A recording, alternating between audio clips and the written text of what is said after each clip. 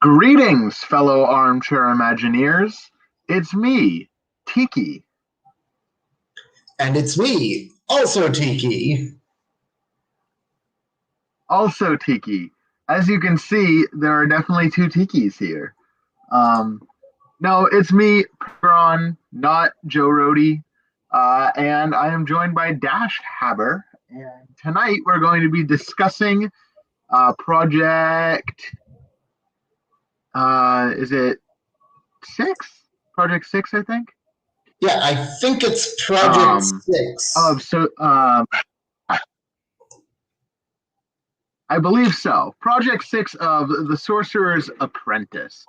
Yeah, And this one, you guys worked yeah. Kingdom, Oh, which actually, was I think actually the first. Is it Project Five? yeah, it's 5, actually. I was just looking it over because, the stands, we're on to stanza 6 now, which is going to be the So 20th Century Fox thing. So this is stanza 5, which involves stanza Disney's five. Digital Okay, Kingdom. right. And Digital Kingdom was actually the first ever project that I worked on in a Imagineering competition. So it was nice to see this one come back. Um, and I think guys, all three teams did an absolutely phenomenal job with this project. But Oh, before we get into it, Dash, are you a gamer? Do you play a lot of games? I'm more on the casual end. I still like Nintendo, though I used to be much more hardcore about it. These days, I tend to be kind of a bit more casual with a focus on indie gaming. Aha. And hello to Beowulf and Puffs in the chat. Um, yeah, for me, I don't play a lot of games at all. I never have really been into video games. It's just I'm not good at them, so I don't play them. Um, so Digital Kingdom is something that I don't know a lot of these properties. So it's is a lot of fun to get to experience something new. And basically judge this based on how everybody did for people who aren't super into these properties. Because like I know the basics, I know Mario, I know most of the Nintendo games. I played Pokemon as a kid a lot, but for the most part, my video game experience comes from Zoo Tycoon 2, and that's about it. Of But course. of course, right? It should come as an absolute surprise to everybody that I play a lot of Zoo Tycoon 2. Um, but anyway, through this, I read through all these projects and I knew about maybe 10% of the IP that they use. So this is awesome. I'm very excited. Um, so I am going to pardon the endless loop of us while I open these.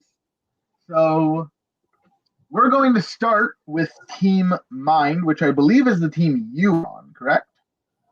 That is indeed correct. I was on Team Mind, and Awesome. So I'll kind of let you have the reign on this. so yeah, we went with Future City for the land design. We discussed sort of various ideas in regards to some of those lands, but we ended up going with Future City because Future City is sort of a basic theme that really offers a lot of room for a whole variety of different video game IPs to fit. Uh, as a Yeah, result, definitely. Oh yeah, and as a result, we were really able to pull all these different ideas for things that we like and wanted to work on, and we're able to like smoothly mesh them together into this land.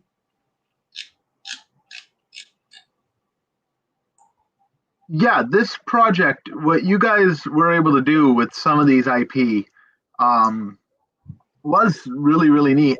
Also, I just wanted to say, I am super, super impressed that nobody picked the same land. Oh, yeah, no, that Like, was a yeah, really pleasant surprise. yeah, so we get to like experience three totally different lands, as opposed to seeing three people's take on, Pokemon Country or something.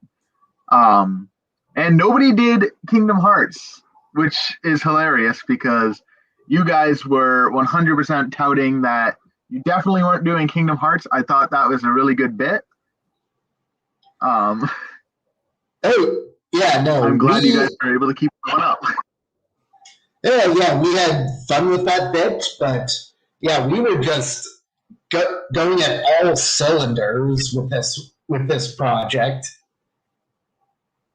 Yeah, I can tell it is absolutely chock full of stuff. So without further ado, I guess we'll jump over to the city center.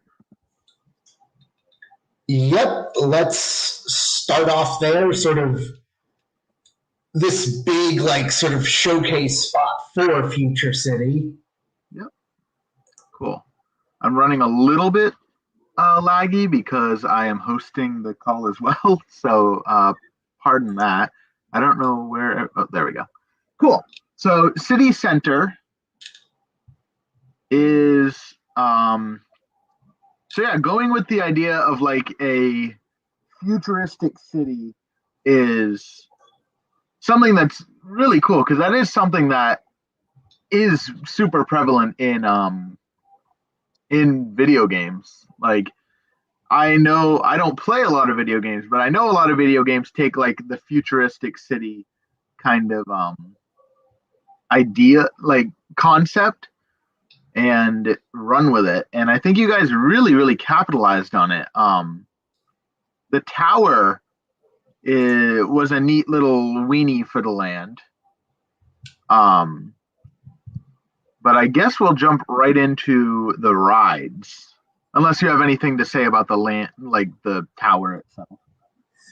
Oh no, I'm good with sort of what we have mentioned about the tower. It's definitely a really neat weenie that we came up with. But Yeah, yeah, on to the rides, and we're starting off with Mega Man Museum Menace, which I worked on alongside Solaris Knight and Naru. cool. So yeah, so having worked on this, I'll give you the floor on this one 100% because I have never played Mega Man. The most I know about Mega Man is from he is in Smash Bros. And I have played Smash Bros. And I don't like playing as him because I'm not good at it. Um, so I will give you also, I think the 3D motion based dark ride was a really good ride format for this. Because if I'm not mistaken, that's like the ride system that like Universal overuses with Spider-Man and Transformers. But No, yeah, so I will give you the floor on this. oh yeah, so Mega Man for me was a given for something I wanted to work on for Future City.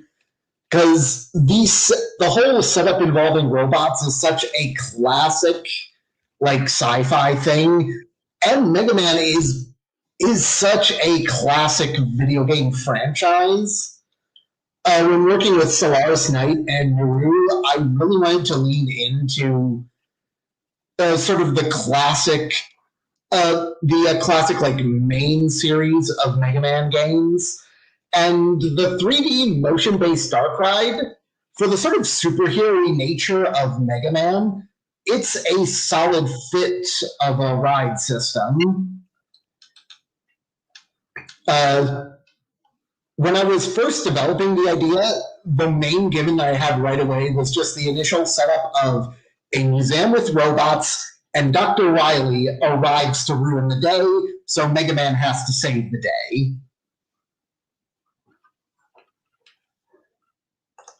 Yeah, I mean that is as theme park a concept as I possibly get.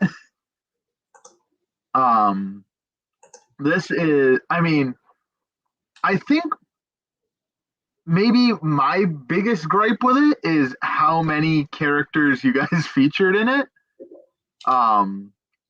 Just because I feel like having read it, it was a little chaotic, but that would be totally the mantra of Mega Man, and I don't think it ruined the ride in the slightest. I would love to ride this, and I know nothing about Mega Man. I just do feel like just characters running, jumping out at you in like every individual scene was it was a little much for me personally, but I'm sure like the Mega Man fans would go absolutely bonkers for this. Oh yeah, admittedly, that is one of the things with Mega Man is that it's a long-running franchise, and so there are a ton of characters. Like the four main robot masters that Mega Man battles during the ride. That Mhm. was that was an initial challenge for me because there are so many varied boss characters you could pick from for that. But yeah, we wound up going upon this sort of roster of Crash Man, Shadow Man, Splash Woman, and Bounce Man as sort of the main four, with Dr. Wily as the main villain, but then like having Enker as sort of like a late ride threat, as suggested by Miru. Yeah, also, uh, Brer Panther, good job on this. This looks like an attraction poster. This looks like something when you get like the Burbombs guides to like the Disney parks. This looks like something that would be on the Mega Man ride like page. Um, so good job to you on that. I imagine most of these are just like of the characters, and there's not a whole lot of original art, which you totally don't need that for like a video game ride. So a seeing a custom piece of artwork is really refreshing. No, oh Um, yeah, a definite shout Also, out the power to play. oh yeah, definite shout Sorry, what? out to Brer Panther for providing that concept art. Oh yeah, and that's something Brer Panther. Every game I've ever seen Brer Panther play, the concept art is something that they do very well. So it's always nice to see some concept art. As for the power play, this was something that Outbound and I, when we hosted One Little Spark season 2, preparing for Sorcerer's Apprentice 6 last year. Um, we together came up with the concept of the power play. So I was excited to see Pi and Nate use it, and I think I think had the most unique fast pass distribution center. I think everybody's fit really well, but I think you guys probably had the most unique one.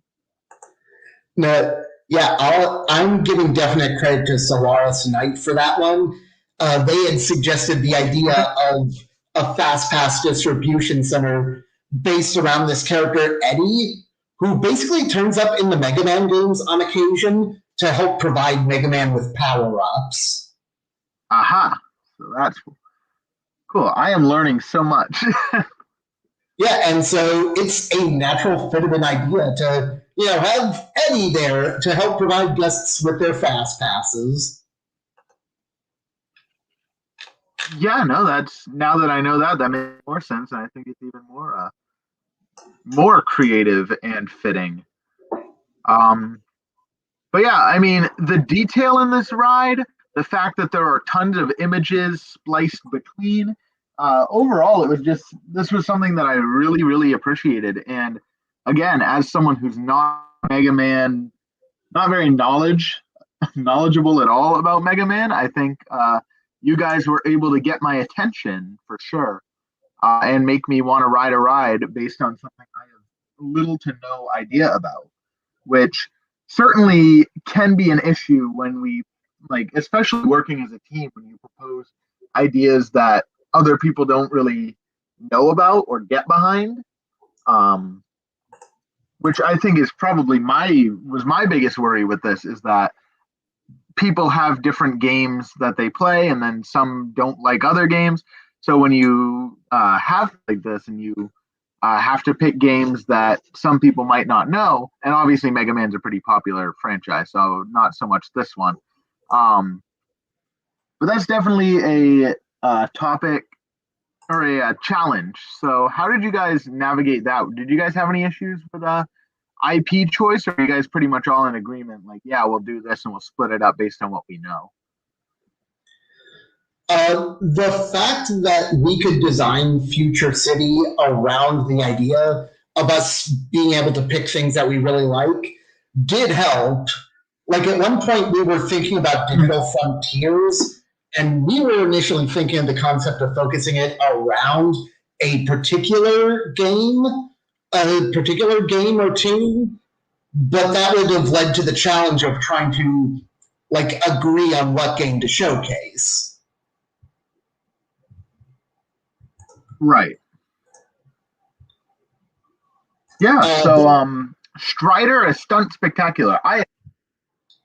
That was you. So I have absolutely zero idea what this is. I'm a little bit familiar with Mega Man. I have no idea what this is all about.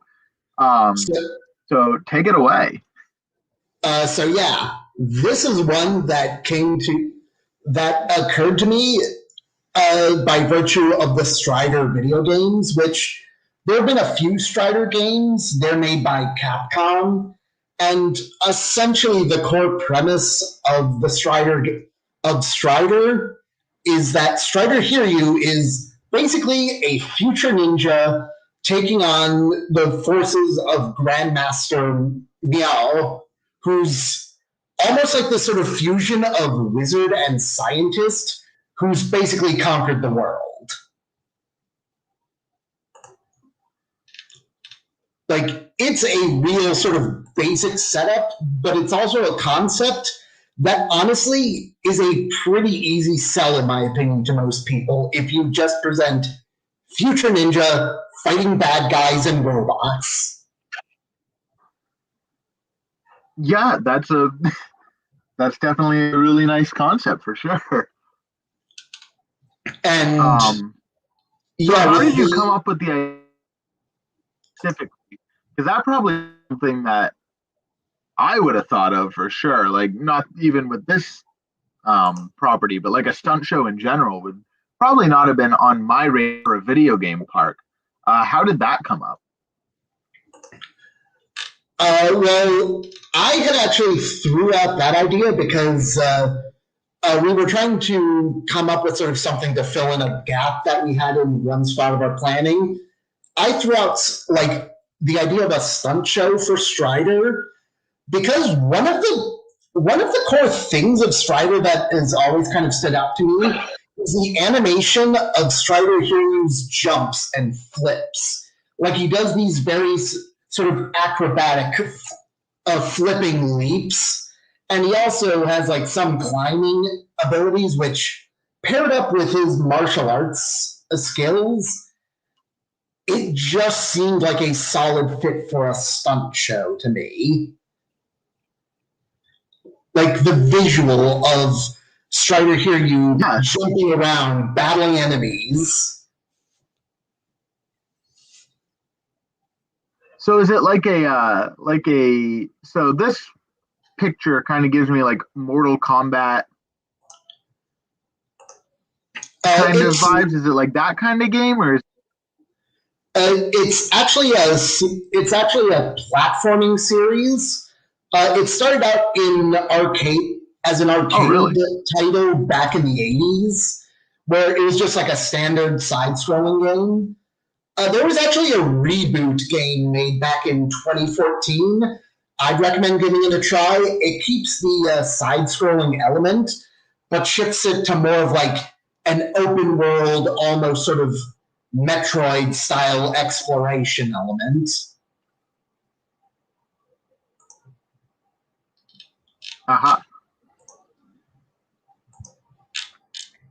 So yeah, overall, I mean, having anything about the property, I think you can go into this for sure and just take it in as like just a really neat stunt show. And I think especially based on like the stunt shows that I've seen at parks, like Indiana Jones and stuff, it's not super actiony. Like, I don't know. I feel like this is a little more like action packed and features more stunts. So I think that's and a storyline too. Which um, so this is definitely. I mean, yeah, good job on this one, Dash, for sure. And there's a lot of detail, especially one person writing it. When you guys had to create a whole land. I always appreciate when like one person can tackle something and do it really, really well. So good job on that. Oh, thank you. We'll jump over to shop. Yeah, it's well earned. So we'll jump over to shopping and dining. So the auto market was you, and it looks like just a Mega Man kind of gift shop. Yeah, it's although a Oh yeah, an animatronic in the.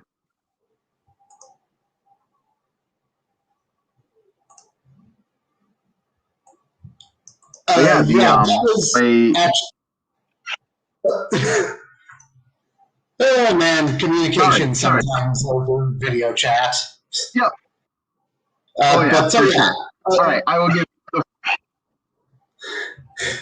Solaris Knight had actually thrown out the idea of Otto as almost like something of a barker for the store, sort of like Mr. Potato Head for Toy Story Midway Mania, a sort of audio animatronic character who could get the attention of guests.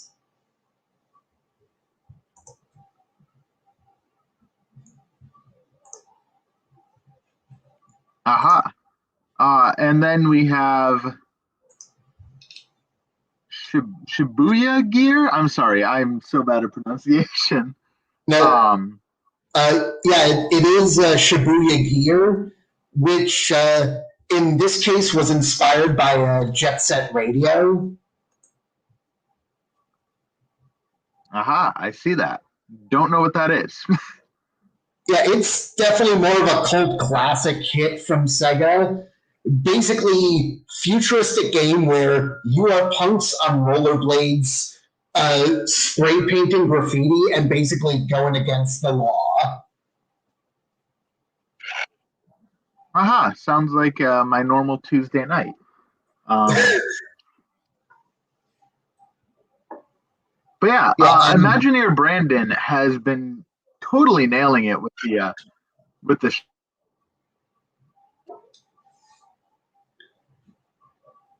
Oh yeah, I definitely appreciate the deep. Yeah. Oh yeah, Imagineer Brandon brought some great detail. They put a lot of detail in the.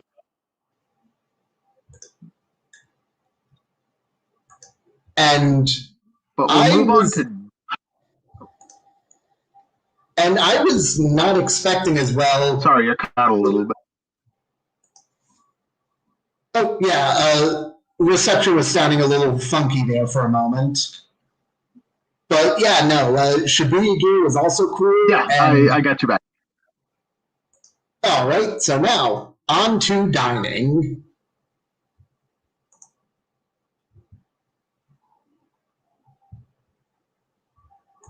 And here we've got the. We'll jump over.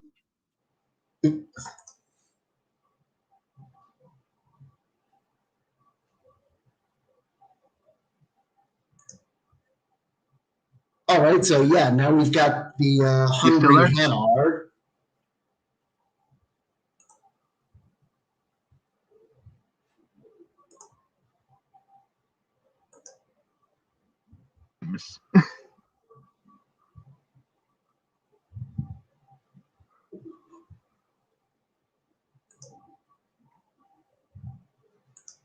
So while we see if Dash reconnects, unless this is a problem on my end, but the Hungry Hanar,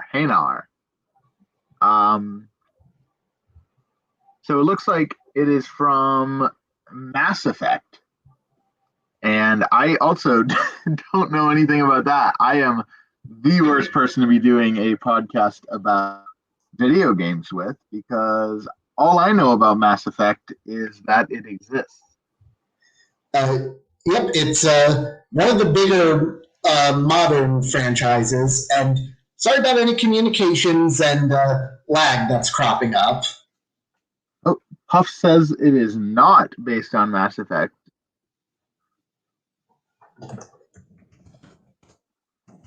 I saw Mass Effect and I assume that's what it was based on. But it looks like it's just like a Japanese restaurant.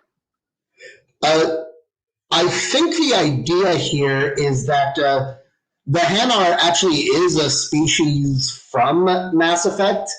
I think the initial idea is that it's supposed to be a Mass Effect inspired restaurant, but with like this Japanese approach to the sort of design aesthetic and cuisine.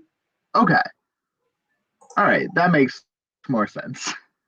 I was going to say, I didn't think Mass Effect was set in Japan, but that makes sense. And it's actually really creative, using something as an inspiration, but not theming it entirely, because modern Disney and other theme parks would totally would just go like let's recreate the, I don't know if there's one in Mass Effect, but let's create the tavern or something from the ride, from the game.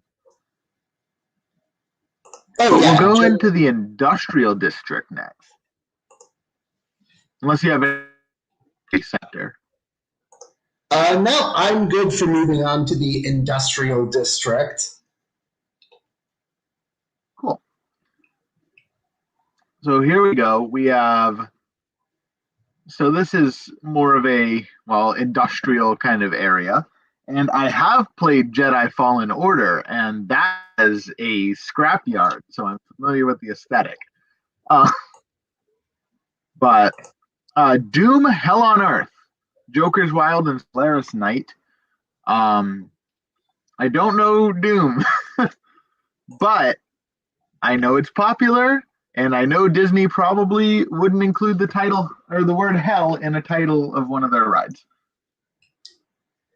Oh, yeah. But, I mean, pretty much the main thing to know with Doom is that those games are centered around a very angry man intent on killing demons. There is grander story elements that come into play, but the Doom Slayer does not care about those grander story elements. He just wants to kill demons.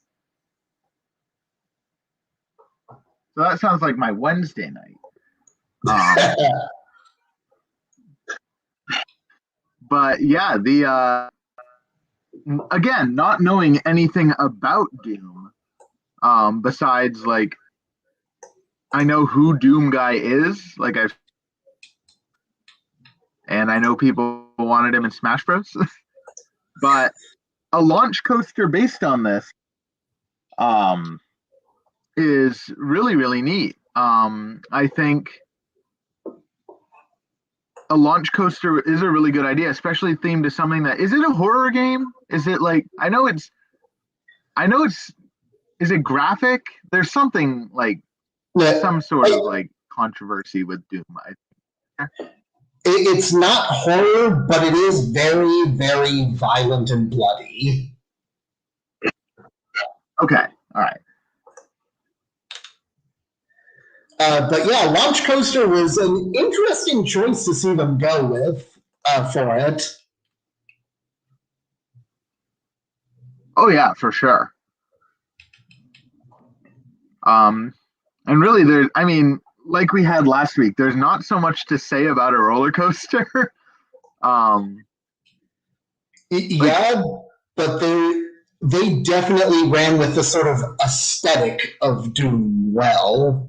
Oh, absolutely. This aesthetic is really, really, really good. This is something that I totally could see becoming a ride. Maybe not at a Disney park, but like if Universal got a hold of the rights to Doom, I could see this totally existing, except there would be no animatronics. It would all be screens. I don't know if there's animatronics in this. I don't think so. Oh yeah, there are. There are. There wouldn't be if it was Universal, but I think the aesthetic is really good. But again, it is a coaster. It's a launch coaster. Coasters, the cool factor comes from riding them and not so much reading about them. So Yeah. we'll move on. Um, so this is Aperture, which is Portal, right? That is correct. This attraction, which was done by Pix, is based upon the Portal games. Yeah, I own Portal. It's in my Steam library from when I used to partake in the Steam summer sale, even though I never played any of the games I bought. But so it's a dark ride themed to Portal, and knowing what little I know from Portal, this totally makes itself into a really neat ride concept. Oh yeah, it's a fun little idea that Pix had cooked up here. Sort of this dark ride that takes us through some of the stuff from Portal 2 and really incorporates some of the scenes and imagery from the Portal games well. Yeah, I'll take your word for that part, but I definitely did like the ride itself. What's up with the potato? So yeah, basically, Wheatley, that other robot head, he's Yep. in Portal 2 and wound up managing able to take control of like the main sort of control unit of GLaDOS, with what remained of GLaDOS being hooked up to and powered by a potato. You know, like those Aha. old elementary school potato battery projects. Aha. I just like the idea of there having like a potato animatronic. That's kind of fun. But we'll jump over to the Pikmin Training Lab. Yes, Puffs, definitely crack open your cold Budweiser Zeros. As you know, we are sponsored by Budweiser Zero for when you want to drink piss water, but you don't want to have fun. So Pikmin Training Lab. All I know about Pikmin is I didn't think it would fit into a future city. I would have put it in the jungle, which they did use Pikmin in the jungle area. But yeah, this was again, I don't know anything about Pikmin. I thought it was more of like an adventure game. I had no idea you were in any space locations.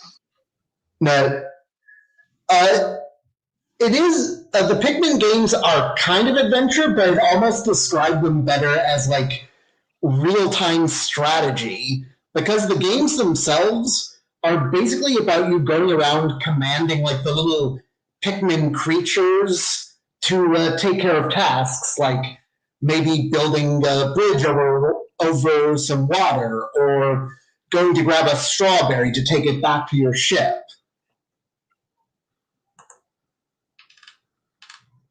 Aha. Yeah, I had a. Oh, I sorry, was go ahead. really I was really interested to see how this would turn out. And I gotta say, this is a really unique attraction that Joker's Wild wound up designing.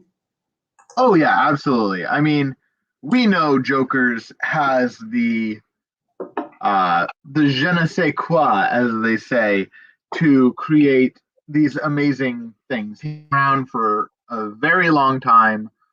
Um, so certainly I mean, this is definitely something that is a brainchild of Joker's for sure. Um, and I think honestly, if I'm going to give my strategy as an observer, I think Joker's needed something like this. Not, I mean, obviously they had the Spirited Away ride, but there is so much upcoming talent in this game. there is so much, and we'll get into it in the other lands too, but there is so much upcoming talent that I worry a little bit that some of the veterans are falling behind and aren't being front runners. And I mean that with the all due respect for all of the veteran players as well, because obviously everybody's just knocking it out of the ballpark. But some of these new people, excuse me. Oh yeah, there has definitely been a lot of interesting new talent this game, but never forget the power of a veteran with a really interesting idea. Oh yeah, and this is really hammering in and reinforcing that idea. Don't just because we have all these new upcomers,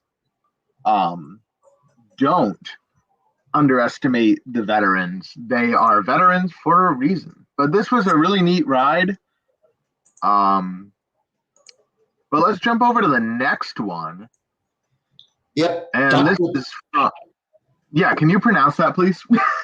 Yep, this is Dr. Krygor's Gyro Generation Otron 3000. And this is from WarioWare, which I have never heard of. Yeah, and it's done by Beowulf, so it automatically isn't good. So continue on. So yeah, the WarioWare games are a whole franchise of games that Nintendo's churned out, where they're centered around Wario and a really oddball cast of characters who have all sorts of little crazy adventures, but those are just basically a framing device for the player to play through a bunch of micro games. So little 5-second challenges. Aha. So this is a flat ride just based on mini games?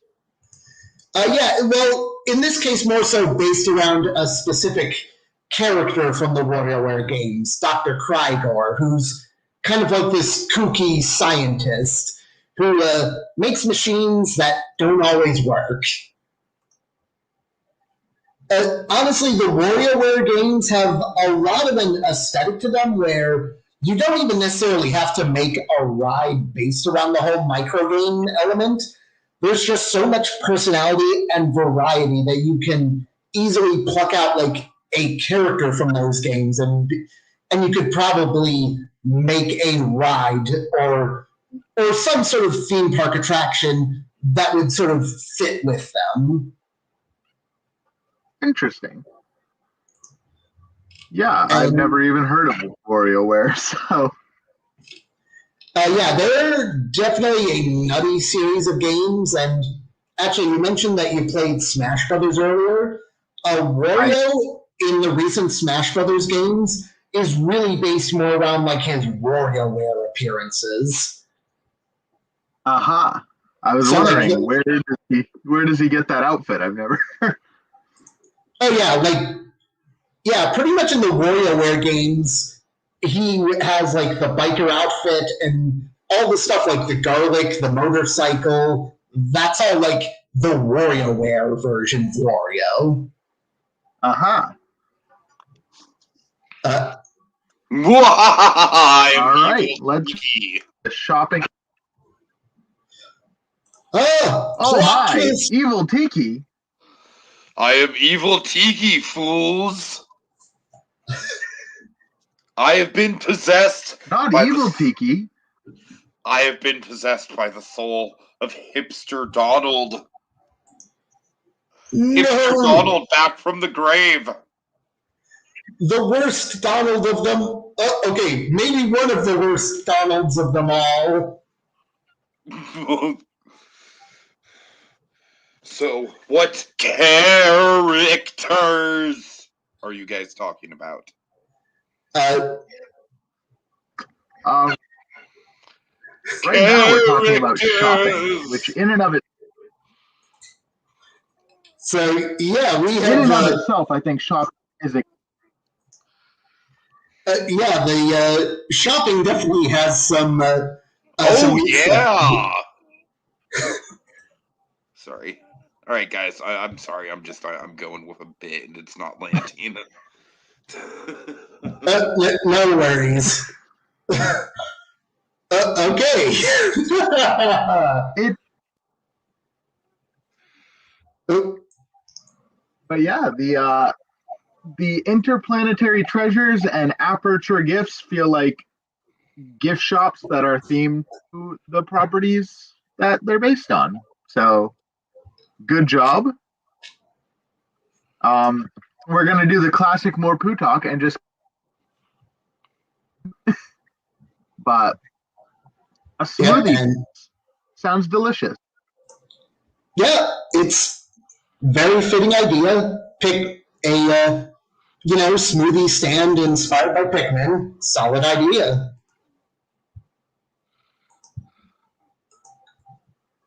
And Yeah, so we'll jump over to the spaceport, and there's Star Fox. And Star Fox, I've also not played, but I know who he is. So we're getting better. oh yeah, and so yeah, this is definitely a Smuggler's Run inspired attraction, but Star Fox is a solid fit for a Smuggler's Run style attraction.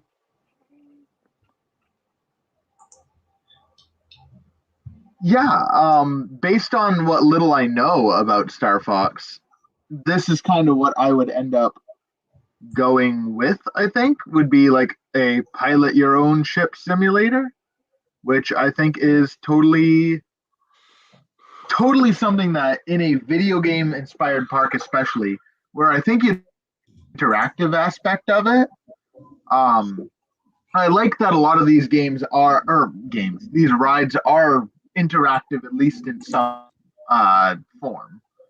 You don't want to ride a video game. You want to play a video game while also riding a ride. And something like this, I think, totally fits that concept. Once again, you guys do something that's better than the actual Smuggler's Run. Yeah, well, let's give all of our kudos to Puffle for their good work with Star Fox Warfare on Corneria. There is your validation, Puffle fan. I did not say that just because you asked for validation, though. I honestly believe all the words that I said. But now we're going to jump into Metroid Darkest Night. And I am going to give my one and only critique of like any of these projects completely honestly. Guys, can you put pictures? And I don't think Imagineer Brandon's in here, but pictures make things go a lot smoother. There's not a lot of text here, so I was able to get through it. But when I have no idea what any of these words are,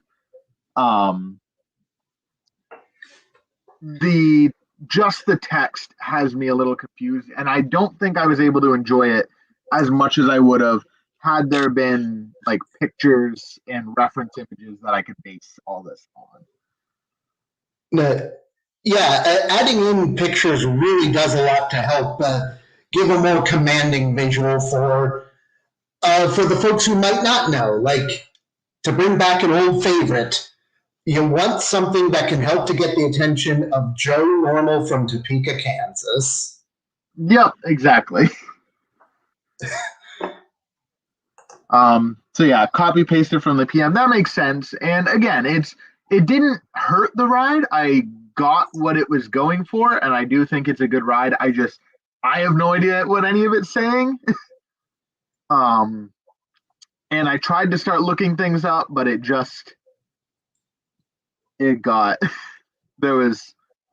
stopped. I stopped looking things up.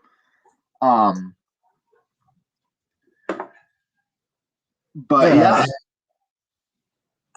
Yeah, I was really intrigued to see how this would turn out. Just again, in trying to sort of capture a specific game style.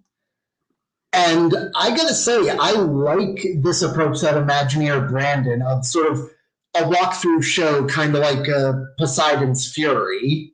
Right. Yeah, and I think that's kind of where my biggest issue was, where it was a walkthrough and there's no visuals. So I couldn't really go based on the ride system or anything. It's a walkthrough and there are no visuals. And so I was a little bit taken out of this one. The writing is very good. I totally think that for a Metroid fan who understands this, this would be something they're really looking forward to. Just a friendly advice. Even just images stolen off Google work. But we'll jump to the final attraction here, and that is Space Channel 5. Hold Ulala's. on, don't you dare jump to anything. All right. I'm going to stand right where I am. Okay, so y'all asked what Hipster Donald is. Are you sure you want to know what Hipster Donald is? All right, folks, we're taking an intermission.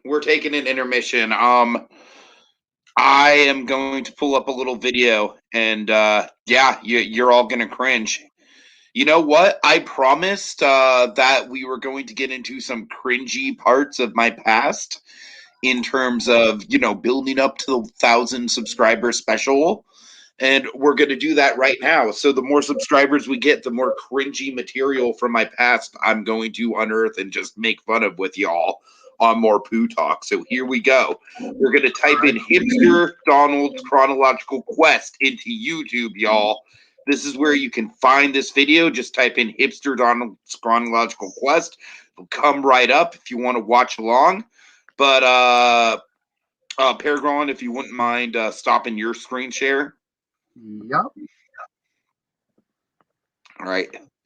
Y'all are going to be horrified. Oh, no.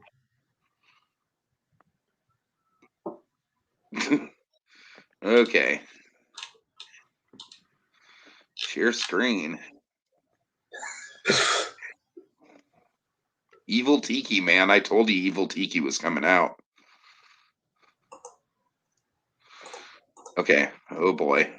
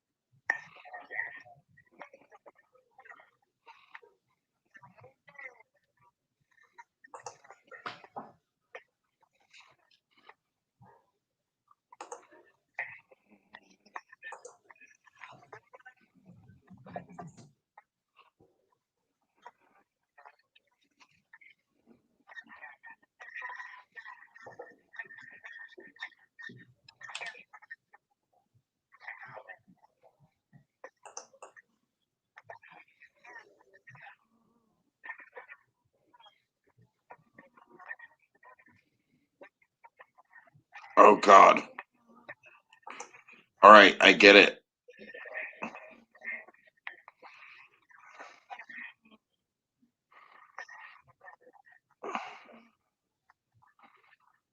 Oh, Jesus Christ. No. This, you guys have seen enough. That was painful. That was super painful.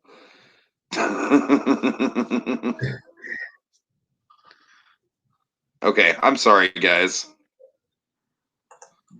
That was an experience. Yeah. Yeah. I don't know how else to describe what just happened. Oh God. Oh, Jesus Christ. What up, Outbound?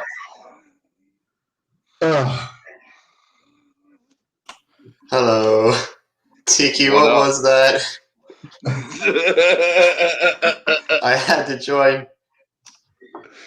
Oh boy, Outbound! I've gone to some strange places this Singles Awareness Day, and digging up my cringe moments from the past is one of those strange places. If you all want to know, that was the byproduct of me trying out the Nostalgia Critic formula of I'm going to review a niche subject as a character, and this character was. Basically, I was going to build him up as a crazy homeless person in a ratty Donald Duck mask who just thought he was a hipster per se. And he was just going to review literally every single Donald Duck cartoon. And I only got through one.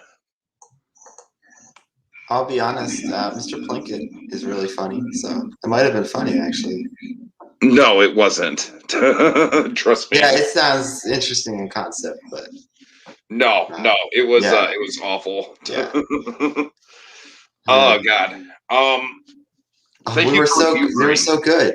PerGron and Dash, we were doing like no tangents. It wasn't feeling like more to talk. It was feeling like well, that's why I Pooh had to talk. come in. That's why I had to come in. Oh, Because okay. we have to have a memorable more Pooh talk moment. I mean, come on. Of course.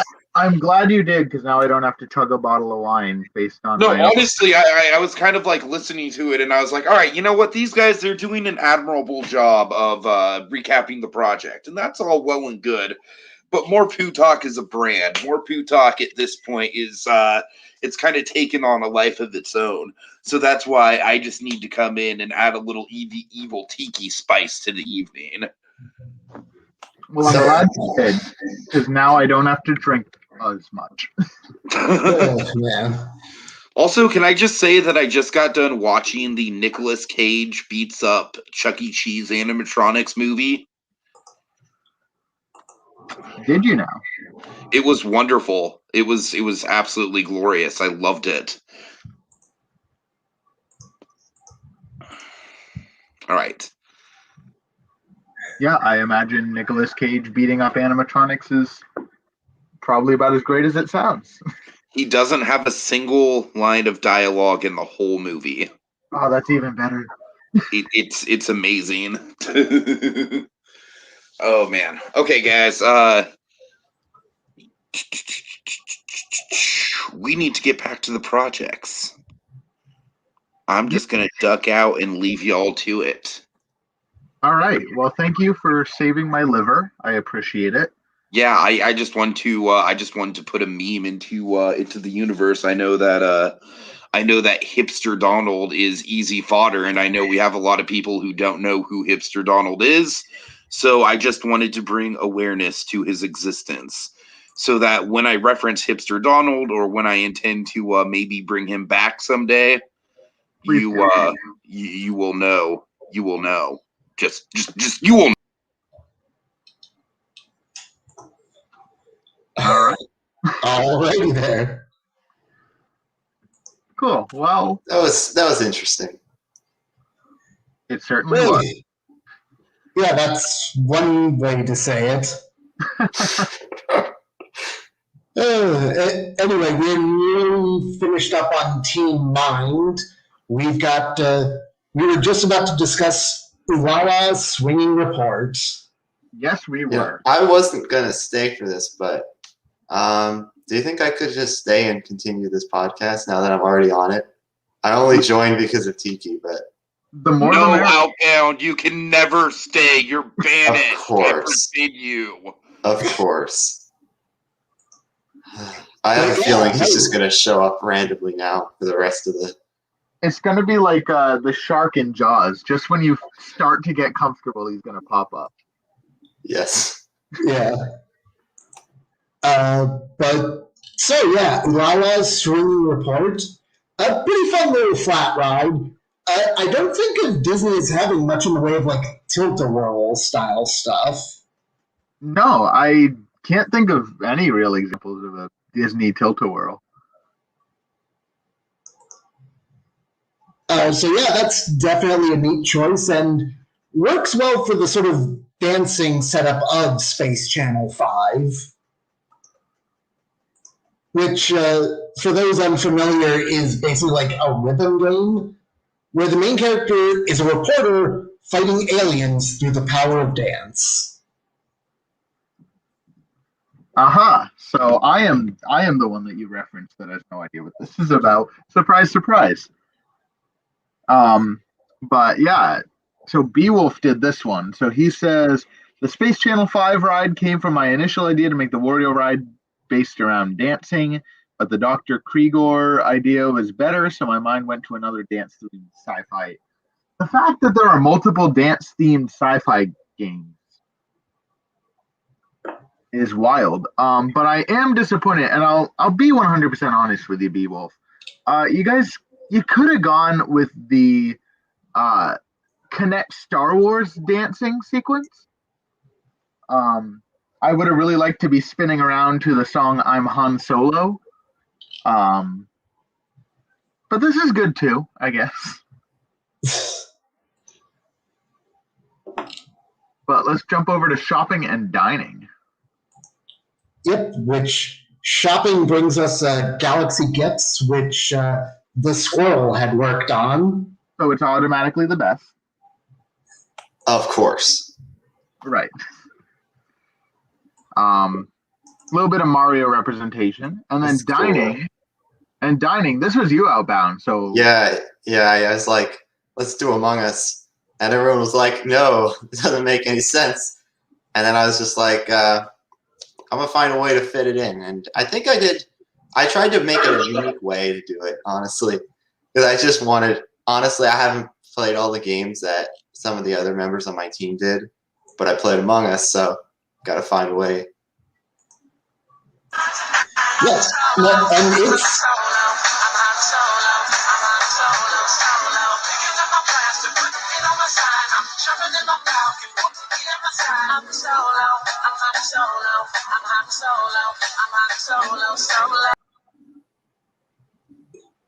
evil. So I really like Among Us. And, yeah, and it's a really neat approach that you actually wound up going with for capturing the spirit of Among Us.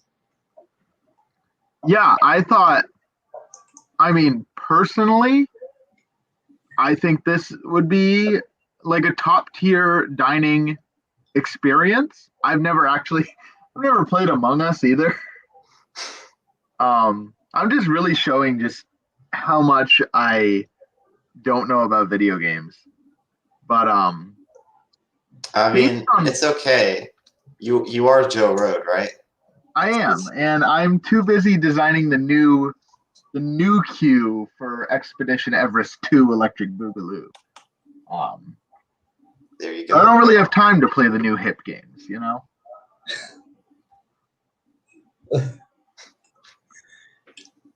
But yeah, so obviously wanting to include Among Us was like the big reason for including this. But how'd you come up with like a dinner interactive theater thing to include Among Us with? Well, initially I wanted to do an attraction. However, we already had a lot of attractions, and most of my team was wondering, how does Among Us even work? So what I ended up doing was, I was like, all right, fine, I'll just take the ideas that I had for an attraction, which was, it was going to be similar to this, but it was, honestly, it wasn't going to work as well. And then I was like, I'll just do it in like a different environment. And I came up with a quick service restaurant, and I just actually think it works even better than what it would have been with an attraction, because then it would have had like, you would have had to have a lot of screens, would have had to split off in different tracks just to make the randomness work. And I think this works even better, honestly. So it's really actually a creativity born out of constraints that we developed, because obviously not every single thing we create in this land is going to be an attraction or an e-ticket. You have to find other ways to incorporate things. Right, yeah. And this was definitely, I think I agree with you. I think this works a lot better than I could see an attraction using similar ideas would work. So it is always neat to see what people can come up with. And The menu also looks pretty good. Did you do the menu as well? I did. My secret is I just go onto Canva and I just find nice restaurant menus and I replace the text with new text. Aha. Well, there is one thing, and I do have to knock you some points on it because you did not include Budweiser Zero. And as you know, that is the sponsor for more Pooh Talk. Of course. And when that's not on a drink menu, we do have to knock points. But I'll give you back those points for coming up with something creative. So you get a 95. Okay, that sounds okay. Next time I'll make sure to add Budweiser Zero. Budweiser Zero. Right. For when you want the flavor of piss water, but you don't want to actually have fun.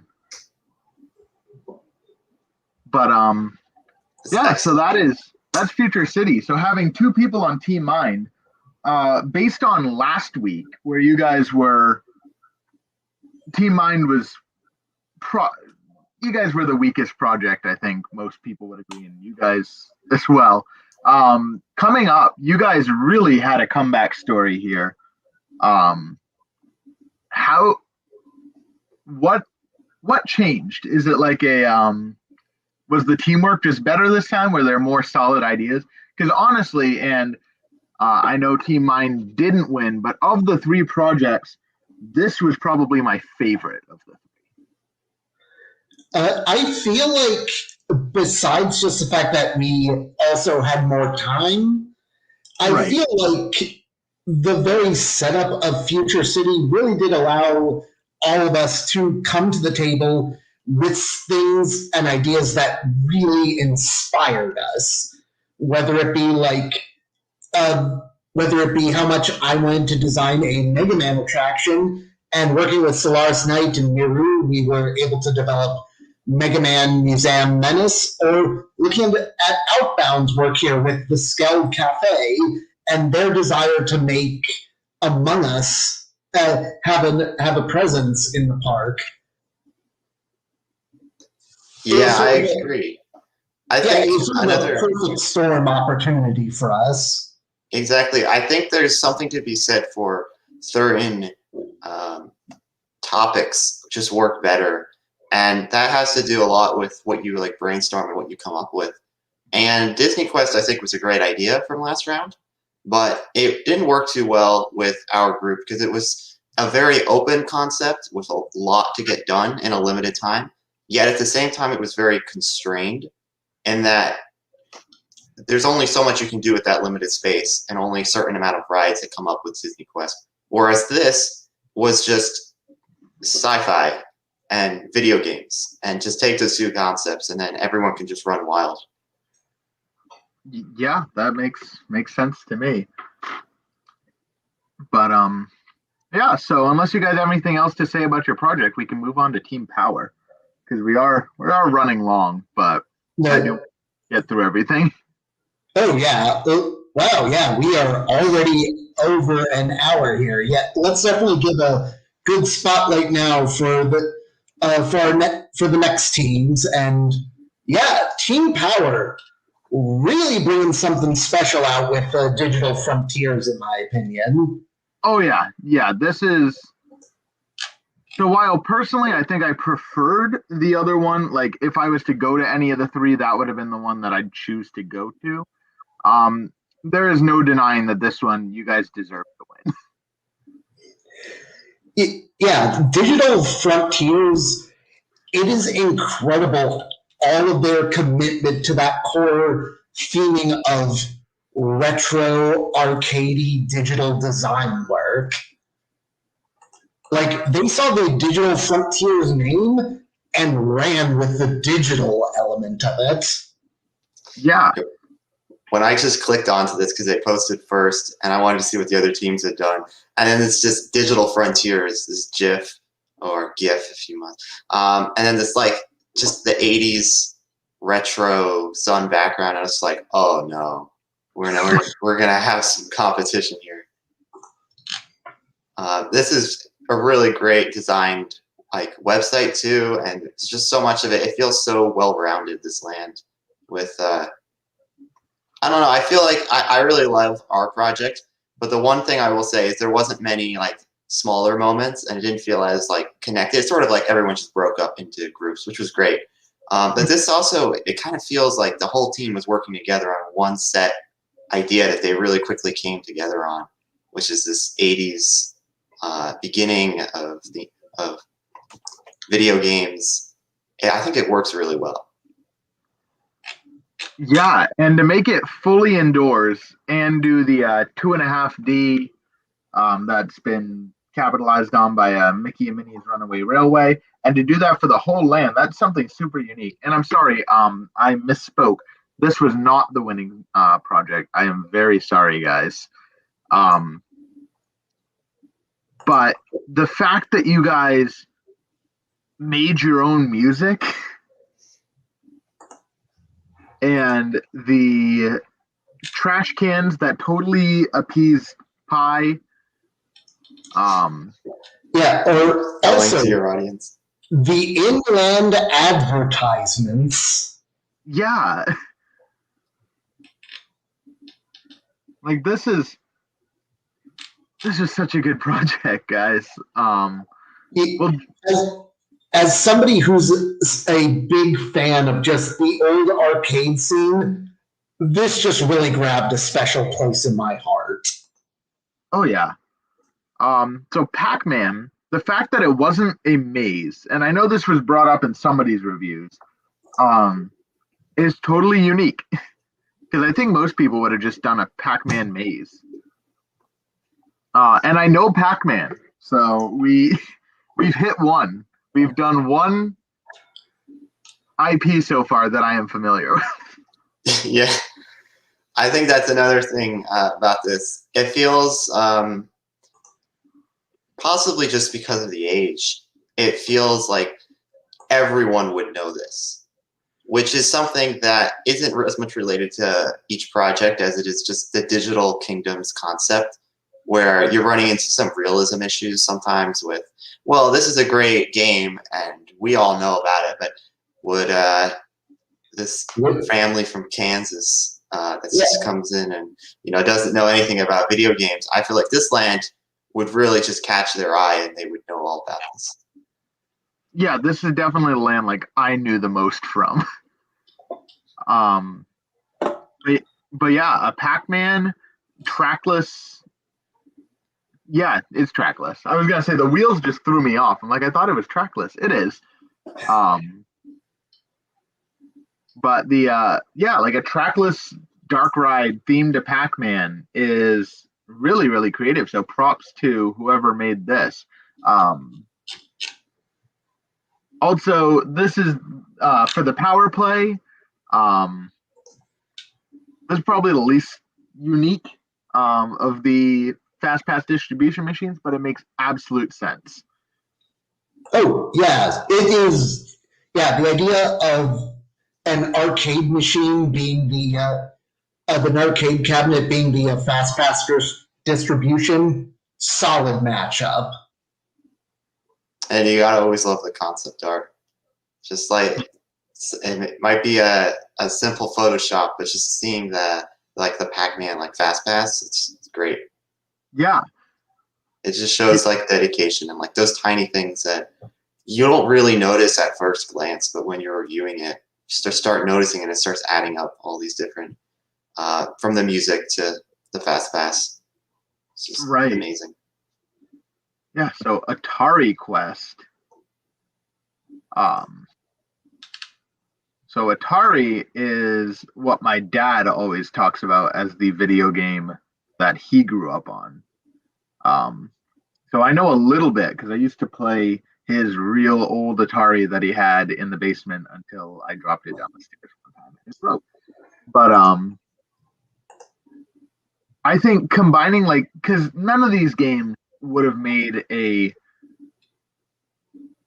attraction in and of itself. So making it play like the Atari, where the ride is all these different games, is super, super unique.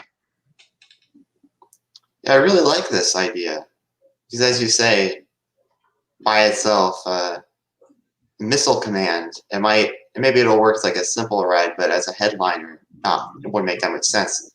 But back in the day, they would like compact these games together, Right. and it worked really well. Yeah, so whoever did this one, and I'm sorry, I'm not in any of the PMs or anything, so I don't know who worked on anything unless you guys put your names on them. But whoever did Atari Quest, good job. I thought this was a really, really unique concept. And I'm sorry, it is what style of ride is it? It's a single rail ride system. So like the Fantasyland Dark Ride. Oh yeah, bus bar, I think. Yep. And, you know, like sometimes you need to have those because if everything is like this whole new ride system that's really like large scale, then where's your frame of reference? Like, what's wrong sometimes with just a simple Fantasyland Dark Ride? Right, and especially for an Atari themed ride, it makes so much sense. Outrun. This is one of them that I'm not familiar with, but Outrun was basically a racing game that Sega made back in the day, and there's not a whole lot of plot to that game. It's just you are driving and racing down the road in like a red convertible, and that's all the plot you really had. Yeah, so this totally makes sense for like a faster Autopia.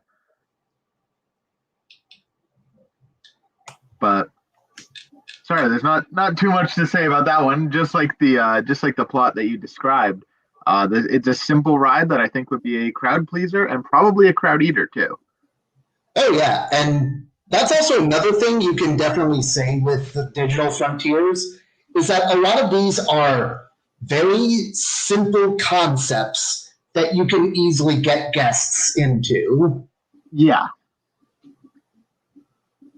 So let's jump over to Frogger, which honestly was my favorite part of this ride, with this project. A Frogger log flume makes too much sense. This is just it's a log flume themed to a game where you jump on logs. I probably wouldn't have even thought about it because one of those, where you can go. It's just so simple. It's so right in your face that it's almost more creative that you came up with it than just like it not existing. Yeah, it's one of those things where you just look at it like sometimes you have an idea and then you're like, okay, that sounds like a great idea. How can I make this work?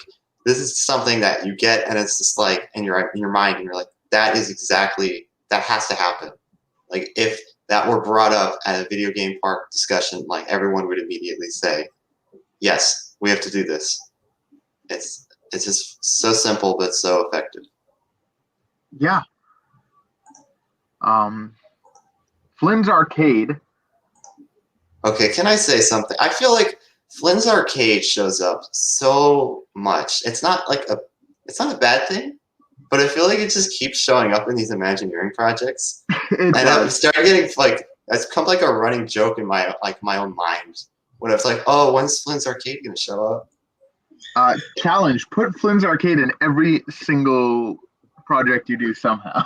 Yeah, like it's in Dubai now. Why not? No, I mean, admittedly, I can kind of see why, considering it's an easy like Disney tie-in to the whole arcade setup.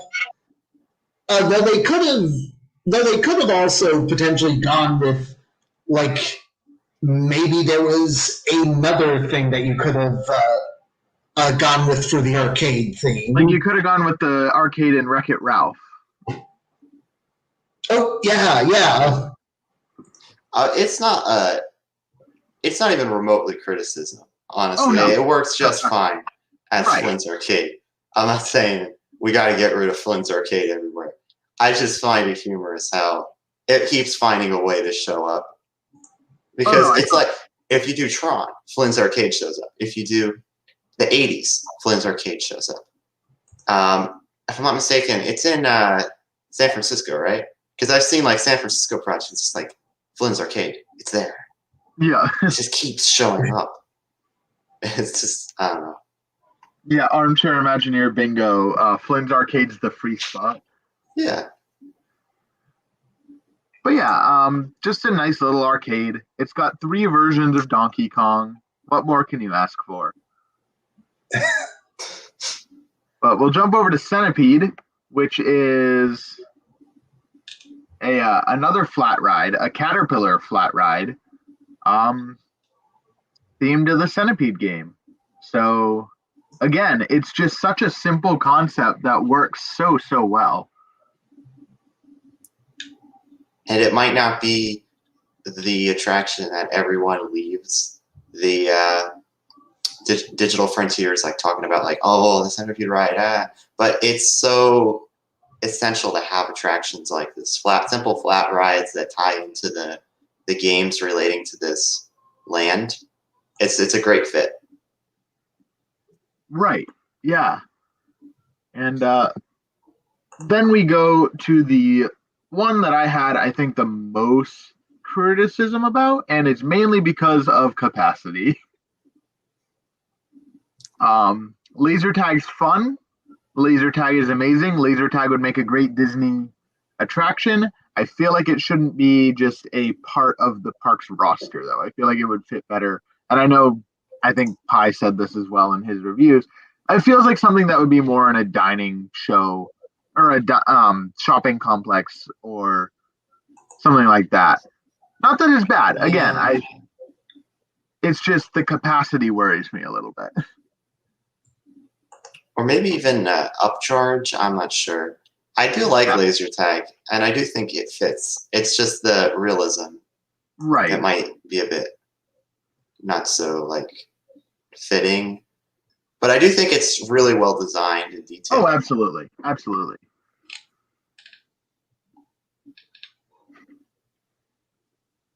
But yeah, so those are all the attractions. We'll go over to dining, because dining was probably one of my favorite parts of this, because tappers. I guess we can't say they couldn't have done Flynn's Arcade if they also did this. So. Right. Alas.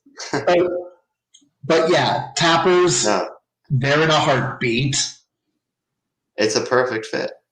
And the fact that they did different rooms makes absolute sense, and I think would be such a creative thing. Also, I want all these drinks. No, none of these drinks are acceptable. I'm afraid we're gonna have to cut this part out. We have to do Budweiser Zero members. Oh shit, you're right. I don't want any of these drinks because Budweiser Zero is the only drink for me. That said, the fact that you had the ingredients and then the instructions, I'm hoping that you copy pasted this and didn't write this out. But right, it's a great detail. And I will be making them all, but replacing all the alcohol with Budweiser Zero. Of course. But yeah, all this. I mean, Tappers is just such a good fit. And then Burger Time is also another really, really good fit. Oh yeah, like the dining options for this place are real good. Yeah, it's just, I don't know about this. I don't know about tomato cake. But I mean, the dessert, they have a whole place for dessert, and then the Pac-Man Cafe, where you, of course, have pizzas and cookies and things shaped like Pac-Man. There are so many good pieces of artwork here, but I think this might take the cake. Like, the fact that you made Pac-Man pizza shapes. Yeah, perfect. This is like the 1986 when we did the trash can and the napkin. Oh yeah. This is this, but for Sorcerer's Apprentice. Can we get the pepperoni pizza Pac-Man on a napkin? Yes, please. Somebody. Whoever did that. I also like that it's called a Peas Man. Oh. And the Pac Cookie and the Pac-Man Nuggets. You guys could have come up with something for that. The Pac Nuggets, or I don't know, probably even better. That feels like Nuggets? Pac Nuggets. It's like McNuggets, but Pac Nuggets. Yeah. Yeah. And then the again, sorry guys, 0 out of 10 on your dining. Where is the Budweiser 0? Like, we're not even asking for real Budweiser. Like, you don't have to include more Budweiser. Just include Budweiser 0 as a healthy alternative. Budweiser 0. Like consider such unhealthy drinks like water. Right. Like you need something more healthier than water, like Budweiser 0. Right. Budweiser 0 is the safest beer to drink and drive with. I mean, it's kind of true. I think that was trending on Twitter, the hashtag drink and drive when they announced Budweiser 0. Like, guys, I think this is I think that's a double-edged sword there, bud. Bubbles is the best. Oh yeah, that is so charming, and it's also nice to see Bubble get some rap. Yeah, I don't know what that is, but I agree. It's a classic, like, kind of puzzle game. Basically, you're dinosaurs that spit out bubbles, and you're trying to encase enemies and pop those bubbles to destroy them. I'm learning so much. Get ready, because we're going to have an exam. Dash is going to be proctoring it, and we're going to have to explain all the video games, including a few extras. All right, well, I guess I'll never host more Pooh Talk again if I fail. Oh no, Hipster Donald's gonna have to do it. Oh no. No, don't do it. You'll summon him. I'm scared I'm gonna summon him now. He's got to be lurking. Legos, guys. It doesn't have anything to do with anything, but I like Legos. Well, yeah, that's actually adds something. Why does Minecraft start showing up? I'm assuming someone was building it in Minecraft, which is great, by the way, because you should find ways to present in different ways. Minecraft, great way to present. But yeah, at one point I was like, wait, why is Minecraft now showing up in multiple images? Somebody should build their entire project out of Legos. That would be amazing. That would take the cake. It would. You'd win the game. You don't even have to. It stands at 6. Like, just cut the rest of the stanzas out because. Yeah, give some more time to prepare for Hipster Donald's new game. Oh boy, season 19. Get ready. It'll all be Hipster Donald starring. But So yeah, we've got Pitfall Harry's Outpost, Stanley's Greenhouse Goods. And we got Treasures of Drauga. Draga, maybe? It probably is. You know what? I will say, I don't know any of these games, but I think it's good that games like Pac-Man and Atari Adventure, the Atari games, I should say, they're sort of like the rides, and then you have the more sort of like niche games that are like the shops and the restaurants. It makes more sense, and it lets you add things like Towers of Durangar, which we might not know, but I'm sure whoever made this is a big fan of. Yeah, and then we got Entertainment, which is another stunt show, but it's just Donkey Kong. I found this really, really interesting and cool. In my opinion. Agree. Like, if I mean, I think most people, or at least what I would have done, like with Donkey Kong, if you were going to go with this, would probably be like a drop tower. But Yeah. so seeing something like a stage show is really, really cool.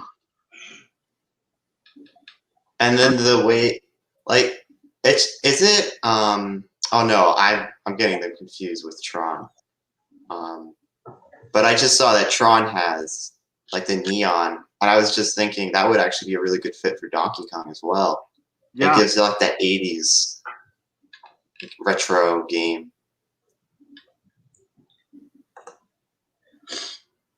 Yeah, I also like the Tron dance show in the streets. That just adds a little bit of flavor to it. The walk around characters is definitely something that, I mean, that's Disney for you. And I think all of these characters, I don't know how you do the ghosts. I'd be interested in how to do that, how you guys do that one. But everyone else is really, really neat. And then an arcade tournament, and then the projection walls, and then an hourly projection spectacular. I mean, all this stuff is, and all of it being indoors too, is really neat. I think realism wise, this is probably the least realistic, just based on it being entirely indoors. But creativity wise, I mean, honestly, I would give it to Team Power for the creativity alone. Yeah, no, this was such a great package of a specific visual theme that everybody on Team Power really ran with and like fused them all together really well.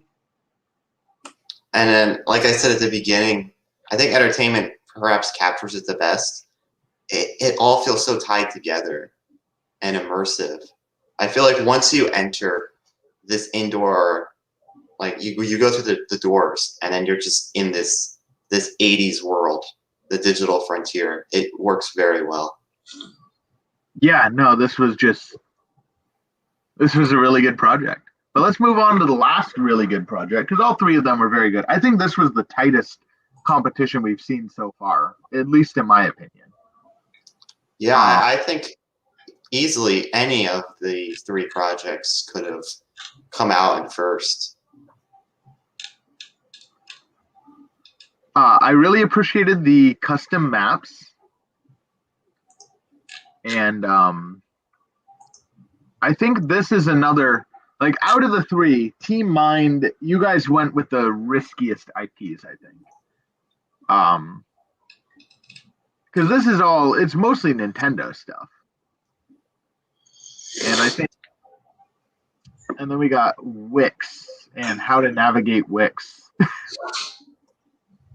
I'm gonna be honest. This is totally a preference decision, of course, but Google Sites has been improving a lot lately. It used to have a lot of like challenges and limitations with the formatting. Nowadays, though, Google Sites is so easy to make, and I feel like Wix and Weebly too, like they're getting harder and harder to navigate comparatively. Yeah. That said, I understand from personal experience how difficult it can be to get a Wix site working. So big kudos to getting it working. We got more custom music. I won't play it because it's not going to work. But definitely go listen to that. But let's jump over to Yoshi's Island. I do like the aesthetic of it all being on a phone. I think that's pretty creative. The fact that they tie it through to Questland, and they replace the Yoshi carousel with other Mario characters. I mean, I know Yoshi. Yoshi I'm familiar with. And it was just, I think this is a better way to do Yoshi than what we came up with when we all worked on Questland for the original. Yeah, this really embraced this. This will embrace the sort of charming element of Yoshi.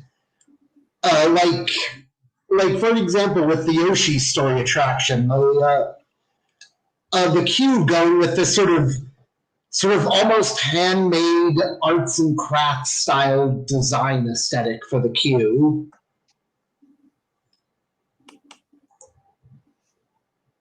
Yeah, and you just got it's a suspended dark ride, and it's just this is a really charming, fun,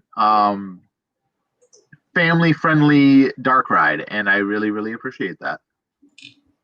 And I think Yoshi's Island as a whole, being its own mini land within the land, is really really good because he got a game or he's getting a new game.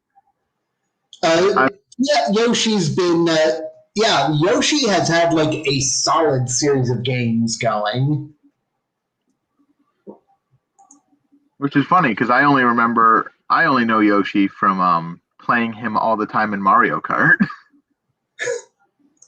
But then we got obviously a teacup ride, but you're inside an egg makes sense. And then an area that you can play in a jungle gym. I think the entire Yoshi's Island little subland makes sense, and I think it was a creative and fun way to do kind of a kiddie land, but do it well. And I not to get too controversial and new, but I think it might be better than the Yoshi ride in Nintendo. Yeah, I'd agree. You know, it's kind of. I don't think that's a controversial take. Yeah, I just don't want to get into off on tangents. We've been doing a great job. Yeah, we're still running like almost 2 hours, but it's okay because we've been in depth reviewing the projects themselves. Then we got Metroid, and I didn't expect Metroid to work in the jungle because from what I knew about Metroid, it's not in the jungle. But apparently it is, and it works. And I think this is a really neat ride. Yeah, and if I'm not mistaken, it's on the border between Future City and the jungle. So maybe it's a good transition piece. Yeah, you guys did. I mean, this team did an absolutely phenomenal job with the transition. No, I agree. And but yeah, this is a what kind of ride is it? I know it's in here. I don't remember. It's an interactive dark ride / coaster hybrid experience. There we go. But yeah, I think a Metroid coaster makes absolute sense. And a Metroid dark ride also makes absolute sense. And I think overall, it was really good. I also really like the custom artwork. I don't know if obviously somebody did this artwork. Like somebody in the competition. I don't know who did that artwork, but good job. Like, that looks really good. Yeah, this was made by Taken, I think. I don't have access to the PM, so I know Team Soul is just like this literal machine of a team. Like they just all work together so well. So I'm not even sure if who wrote it, did the artwork or whatnot. But I mean, whoever did both parts of this did a great job because it's so detailed and it has so much artwork. It really feels like something you could see in like a theme park Imagineering like website of actual Disney. Like Disney planned this out. Like I keep thinking like, what would happen if we just showed all this to some random person? Like, would they actually could we trick them into thinking that this is real with all the amazing artwork on display? Yeah, probably if we repackaged it. Yeah, no, it's like some random person who like doesn't think about Disney ever and doesn't know anything, and then like it's really amazing. Yeah. and having a little gift shop. I like that you labeled where the gift shop is or like what's in the gift shop. Like here are the action figures. Here are the plushies. Here are the clothing. Here's the video game. Here's guest services, and there's a Samus meet and greet.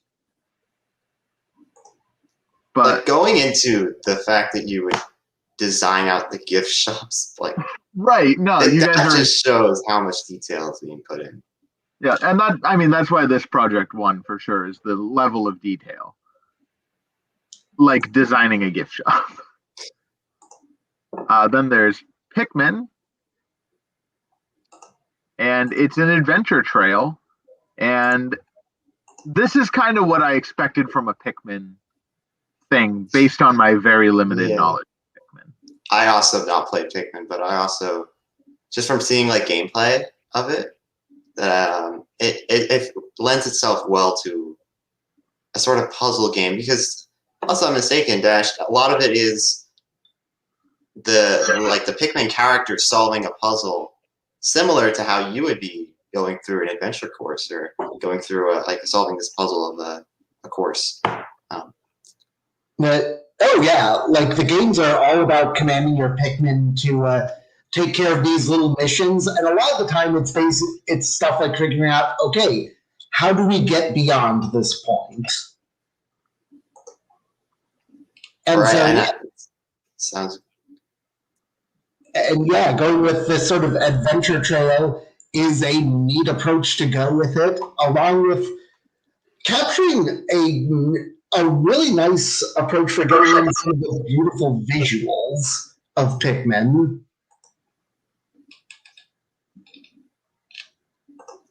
Yeah, there's some really creative looking things in Pikmin. I had a friend in 4th or 5th grade that was like obsessed with Pikmin, and he would talk about it all the time, and I just kind of tuned him out.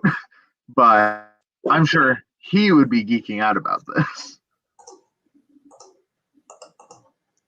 But yeah, well, here is the power play with the Fast Pass kiosks being Donkey Kong Country themed. I also like that you have the Donkey Konga, which is amazing. The puns. Yeah, you guys are getting good with your puns. But the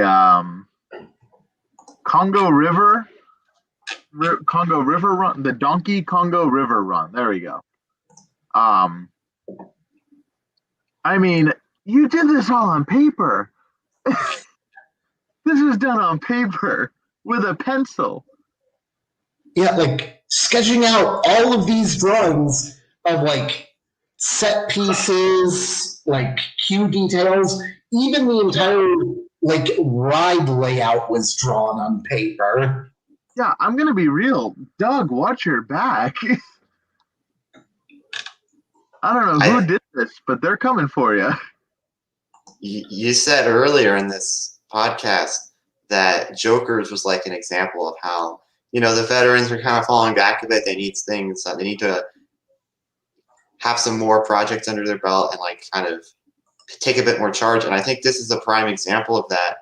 The new players, I'm going to bet that one of the new players, this is their first ever season, is going to win this because it's crazy. I'm going to be 100% honest, and I am going to be a judge in the last round, so I promise I will not be biased towards my statement here. But I'd be surprised if in the end, it's not mostly new people standing.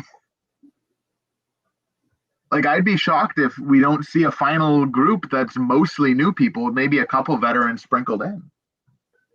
Like, these new people are absolutely killing it. And it's drawn on paper, and it's, like, we always tout Doug as, like, the artist on the forums.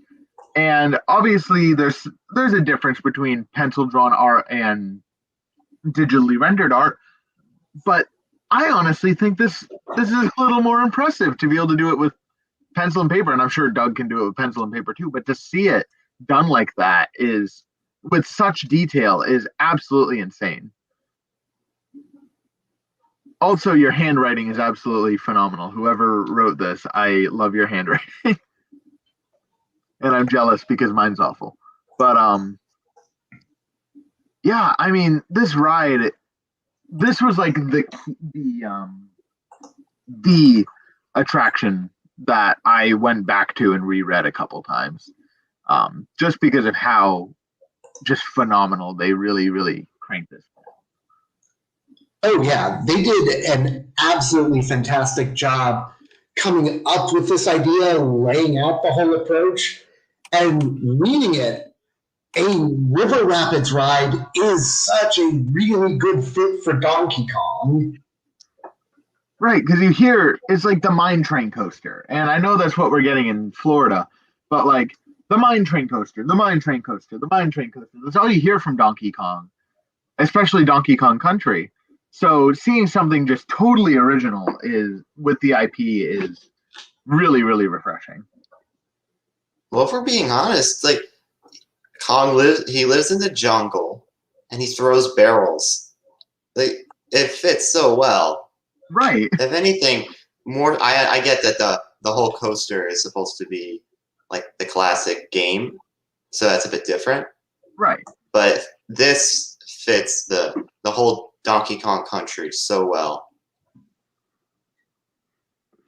Yeah, this is just I'm really impressed by this. And then Barrel Blast, which is a coaster. And again, done in Planet Coaster. Just guys, they are killing it with the different presentation styles, and I am glad that Team Soul has been split up among the new teams because they were becoming dangerous. Yeah, Like, I should be honest. When I saw the Team Reality, Team Space and Time, after figuring out where I was, my first thing was like, okay, where is Soul? Are they still together? And if so, how many of them are still together? Because yeah, if we see a Team Soul reunion, it's going to be like later in the game. It's going to be crazy. Oh yeah, and it's going to be dangerous to the other players. And also, I'll just say, like, with all the concept art, like what we just saw with DK Barrel Blast, that could have been in prior seasons. Maybe not like most recent seasons, but like a while ago, like a couple of years ago, that would have been a whole project. Because like, oh, you made it in Planet Coaster. Wow, that's big. And you'd have all these details, like writing it up. And now that's just like one person's job. And it's just a small part of this massive project. Right. And that goes just like through all the other projects with all the unique concept art and all the unique details too, because it's not all concept art. A lot of it's also just the writing going very into detail. Yeah. And Team Soul has really just amplified what that all means. Dining, and I really hate to just skip over dining because there are so many good options. That looks delicious. But I don't want to go over the 2-hour mark. But so sorry to Team Soul that we're rushing through your project a little more. But the Jungles of Pixels dining and then the shopping, I did want to just highlight it a little bit so that everyone could see it. But just really creative stuff like this, and it's drawn again on paper with colored pencil or crayon. I can't really tell. It's just so good. Let's see the gallery. And they put all of their concept art and their stuff into a gallery so we could see it all. They knew what they were doing. Oh yeah, and add in the fact that they threw in an Animal Crossing resort.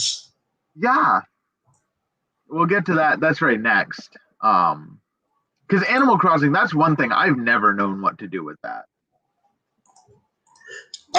Yeah, I've tried thinking about Animal Crossing before, and in my Imagineering toy box thread, I threw out the idea of basically like It's a Small World style boat ride. Something simple, gentle, just passing through the Animal Crossing village as, the villagers are going about their lives. Like, that was the main thing that I've really thought about in terms of something theme park related with Animal Crossing that wasn't like, a store or something. Yeah. But and the fact another resort, was it Team Soul that did the resort for the Hollywood the MGM Studios Yeah. park? Yeah, the live action studios, I believe they had a resort mentioned there as well. Just so you guys know, you don't have and that's good. That's pretty good. You guys don't have to do, resorts for every land.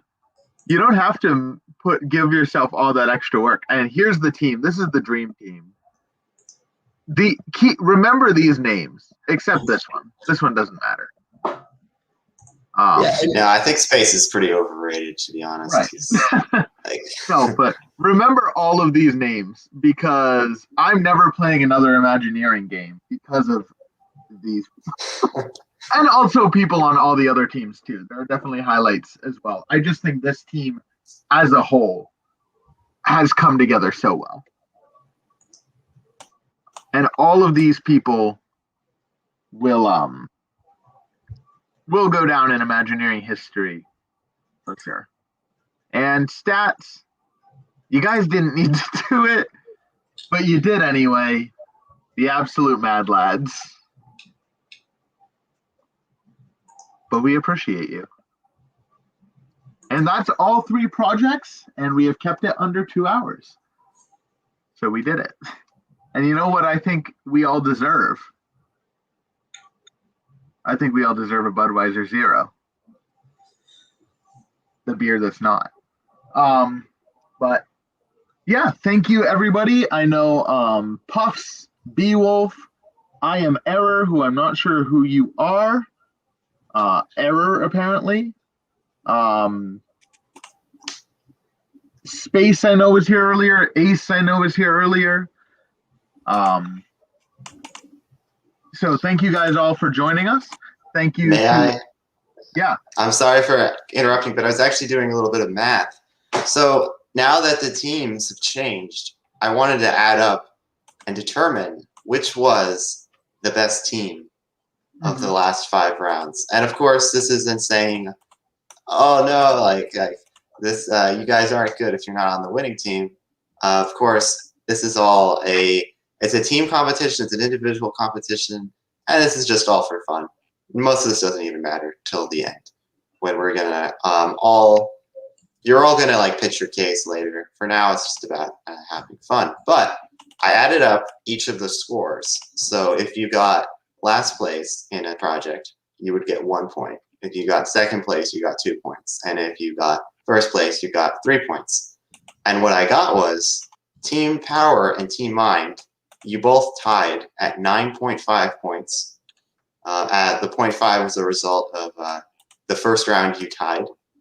And then Team Soul wins by 11 points. So 1.5 points ahead of Mind and Power. So congratulations, Team Soul. As PerGron said, you will go down in history as a winner of the first round of sorts. Now it's all resetting though, so. Now it's all resetting, and all you people now have to learn how to work with new people.